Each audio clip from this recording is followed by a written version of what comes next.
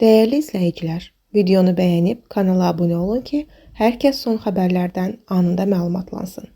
Fövqəladə Hallar Nazirliyi 112 qaynar telefon xəttinə Bakı şəhərinin Nərimanov rayonunda yerləşən Dərnəgül Taxta Bazarı adlanan ərazidə yanğın baş verməsi barədə məlumat daxil olub.